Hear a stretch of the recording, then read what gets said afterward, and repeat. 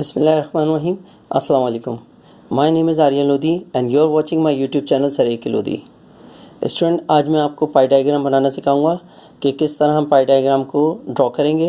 पहले मैं एक क्वेश्चन अटैम्प्ट करूंगा जो मॉडल पेपर से है, जिसके लिए मैंने कुछ चीज़ें जो अपने पास पहले से रखी हुई हैं, जैसे कि एक पेंसिल है, एक रूलर, कुछ कलर हैं और डी है, एक कंपास है।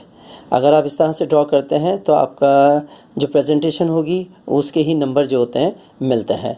तो फ़िलहाल मैं इसको यहाँ से हटा रहा हूँ और कुछ डाटा जो है मैंने ऑलरेडी यहाँ पे बना के रखा हुआ है। जैसे मॉडल पेपर 2021 के अगर स्टैटिस्टिक के पेपर में देखेंगे तो आपको आइटम में एक क्वेश्चन है, क्वेश्चन नंबर 3, उसके अंदर आइटम में जो है ABCDE ऑलरेडी मैंने यहाँ पे लिख के रखा हुआ है। उसमें एक्सपेंडिचर्स की जो वैल्यू है 50, 30, 20, 15 एंड 35 वो भी मैंने ऑलरेडी यहाँ लिख के रखी हुई है। ठीक है ना। सबसे पहले मैं इनका टोटल करूँगा एक्सपेंडिचर्स की वैल्यूज़ को। तो इसका जो टोटल है वो बन रहा है 150 और इसके बाद जो है इस एक्सपेंडिचर वैल्यूज़ की मदद से मैं एंगल ऑफ सेक्टर निकालूंगा। बेसिकली हम पाई डायग्राम जब बनाते हैं तो हमें मालूम है एक सर्किल डायग्राम होती है और कोई भी सर्किल जो होता है वो 360 डिग्री के बराबर होता है। तो 360 के अंदर जितने भी पार्ट होते हैं वो सेक्टर कहलाते हैं। इसी वजह से मैंने इसमें हेडिंग का नाम दिया है एंगल ऑफ सेक्टर, जो डिग्री में मौजूद है। तो यहाँ पे मैं इसको सॉल्व करने जा रहा हूँ। ये क्वेश्चन नंबर 3 है मॉडल पेपर का, represent the following data by a pie diagram. ये क्वेश्चन है, मैंने ऑलरेडी यहाँ पे लिख के रखा हुआ है। तो अब मैं इसको सॉल्व करने जा रहा हूँ। सबसे पहली वैल्यू जो है हमारे पास वो 50 है। 50 वैल्यू को आप डिवाइड कर देंगे टोटल एक्सपेंडिचर्स की वैल्यू से, वो है 150, और उसके बाद इसके डिवीज़न को आप मल्टीप्लाई कर देंगे 360 डिग्री से।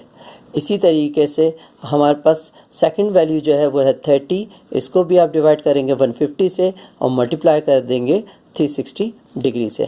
नेक्स्ट वैल्यू 20 है, वो भी डिवाइड होगा 150 से और 360 डिग्री से मल्टीप्लाई कर दिया जाएगा। Then 15 divide by 150 multiply by 360 degree. इसी तरह से लास्ट हमारी वैल्यू है 35 divide by 150 multiply by 360 degree. अगर मैं इसको कैलकुलेटर पे सॉल्व करके देखता हूँ तो मेरा पहला आंसर जो है वो है 120, जो मैंने पहले ही सॉल्व करके निकाला हुआ है 120। सेकंड जो है वो मेरे पास है 72 डिग्री और थर्ड जो है वो आया है 48 डिग्री और 36 डिग्री एंड 84 डिग्री। अब मैं अगर इसका टोटल करूं तो ये मेरे पास इसका जो सम होगा, मतलब ये पूरा जो इसका टोटल होगा वो मेरा होगा 360 के इक्वल। तो इस तरह से हमारे पास जो क्वेश्चन था वो हमें एक हॉरिजॉन्टली आइटम और एक्सपेंडिचर्स की वैल्यूज़ में दिया हुआ होगा। आइटम्स कुछ भी हो सकते हैं, ABCDE। यहाँ पे इनकी जगह फूड, क्लोथ, रेंट, बुक्स और एजुकेशन वगैरह, इस तरह से कोई भी हमारे आइटम या किसी भी चीज़ का एक डाटा यहाँ पे दे दिया जाएगा और उसकी एक फिगर जो होगी वो यहाँ पे हमें सेकंड कॉलम में जो है वो दे दी जाएगी। उन दोनों की मदद से, मतलब आपके पास जो वैल्यूज़ होंगी, जो फ्रीक्वेंसी होगी, उसकी मदद से आप एंगल ऑफ सेक्टर का एक कॉलम बनाएंगे जिसको आप बड़ा रखेंगे। बनाते वक्त ये ख्याल रखिएगा ये जो 2 वर्टिकल कॉलम है, इस 2 वर्टिकल कॉलम से ये वाला जो कॉलम है ये थोड़ा सा बड़ा रखेंगे ताकि आपको बनाने में आसानी हो, क्योंकि ये कैलकुलेशन जो होती है एक ही लाइन में आपको करनी होती है और इसको एक लाइन में करने के लिए आपको स्पेस भी चाहिए होती है। अब मैंने इसकी मदद से 360 डिग्री को डिस्ट्रीब्यूट किया डिफरेंट सेक्टर के अंदर और हर सेक्टर जो है वो उसकी वैल्यू जो है यहाँ पे मैंने लिख दी 120, 72, 48, 36, 84। अब मैं इन डिग्रीज़ की मदद से मैं एक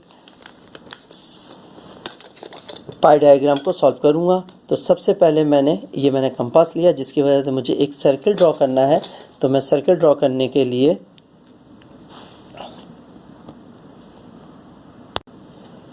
ये मेरा एक कंपास है, मैंने इसको सेट कर लिया है। इसकी मदद से मैं एक सर्कल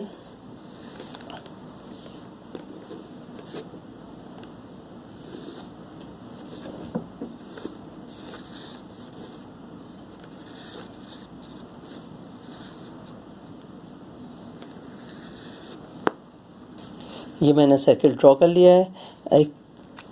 जब आप सर्किल ड्रॉ करेंगे तो आपको जो ये कंपास होगा इसकी जो नोक जहाँ पे लगी होगी उसी में आप एक हल्का सा डॉट लगा देंगे अपने सिर्फ इसके सेंटर पॉइंट के लिए। अब इस सेंटर पॉइंट की मदद से आपको सब वैल्यूज़ निकालनी होगी। अब आपके पास जो पहला पॉइंट जो दिया हुआ है, मतलब जो पहली जो आपकी ए एक्सपेंडिचर थी, उसका जो सेक्टर जो आ रहा है वो 120 डिग्री के इक्वल आ रहा है। तो आपको इस जी को इस तरह से रखना है कि आप किसी भी जगह से आप ये सेक्टर बनाना शुरू कर सकते हैं। तो मैं चाहूँगा कि मैं एक लाइन ड्रॉ कर लूँ। मैंने यहाँ पे फ़र्ज़ करें मैंने ऐसे एक लाइन ड्रॉ कर ली, ये मैंने एक लाइन ड्रॉ कर ली, ये इस सेंटर पॉइंट से और इसकी सर्किल की जो एज है इसके साथ मैंने एक लाइन ड्रॉ करी, जिसके ऊपर मैं आसानी से डी को एडजस्ट कर सकता हूँ। अब डी के अंदर इस पॉइंट को, ये जो हमारे पास ये एक प्लस का साइन आ रहा है, ठीक है, ये टी जो बना हुआ है, तो इस टी को जो है मुझे इस पॉइंट पर जो है वो रखना है।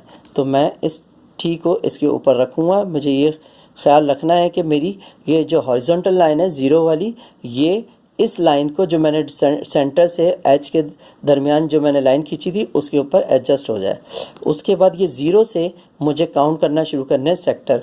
पहला जो मेरी डिग्री थी वो 120 डिग्री थी, पहला सेक्टर 120 डिग्री का था, ए आइटम था, तो वो मैं ए आइटम के लिए 120 डिग्री को काउंट करना शुरू करूँगा यहाँ से। 0, 10, 20, 30, 40, 50, 60, 70, 80, 90, 100, 110, 120। अब ये 120 का जो लाइन आ रही है सीधी इसके अंदर मैं एक डॉट लगा दूंगा। उसके बाद मैं स्केल की मदद से ये एक सेक्टर तैयार कर लूँगा। और मुझे मालूम है कि ये मेरे पास ए है, तो ये मैंने ऊपर इसके ए लिख दिया, ठीक है। और ये पूरा जो है 120 डिग्री का है। अब सेकंड सेक्टर जो है उस पर ज़रा फोकस कीजिएगा कि 72 डिग्री है। 72 डिग्री बनाने के लिए मुझे उसी डी को उसी जगह पे रखना है जिस तरह से मैंने पहले रखा था, और फिर उसको इसी तरह से एंटी क्लॉकवाइज जो है घुमाना है। जब मैं एंटी क्लॉकवाइज को घुमाऊंगा तो मेरे पास ये जो लाइन आ रही होगी, इसी लाइन के ऊपर मैं ये ज़ीरो वाली जो लाइन होगी इसको मैं एडजस्ट करूँगा, और ये जो टी का जो बिल्कुल वर्टेक्स आ रहा है इसको मैं पॉइंट बिल्कुल सेंटर पॉइंट पे एडजस्ट कर दूंगा। ये लाइन और इस लाइन से ये दोनों बिल्कुल फिक्स हो गए। अब इसके बाद मेरे पास 72 काउंट करना है, तो 72 काउंट करने के लिए मेरे पास दोबारा मैं यहाँ से काउंट कर सकता हूँ 0, 10, 20, 30, 40, और ये मेरे पास 70 यहाँ पे क्लियर नज़र आ रहा है। अब इस 70 के बाद जो ये छोटे छोटे आपको लाइनें नज़र आ रही हैं, ये यूनिट हैं, तो हर एक 10 डिग्री के अंदर 10 यूनिट्स मौजूद होते हैं, तो दो लाइनें जो होती हैं वो 2 यूनिट्स ही कहलाएंगी। तो 70 के बाद आप 2 जो लाइन है, दो लाइनें जो है उस पर एक डॉट लगा देंगे, और वहीं से आप इसको खींच देंगे। ये सेकंड सेक्टर जो था हमारा बी, वो भी रेडी हो गया, और ये है 72 डिग्री का, ये 120, देन ये 72। तीसरा जो सेक्टर है हमारा सी है, और उसके जो टोटल हमारी डिग्री है वो 48 है। इसी तरीके से मैं डी को ऐसे रिवर्स में रखूँगा और मैं ज़ीरो को एडजस्ट कर दूँगा, और फिर 48 तक मैं काउंट करूँगा। 0, 10, 40 एंड ये 50। तो ये 50 से लेस करूँगा 2 यूनिट, तो यहाँ पे मेरे पास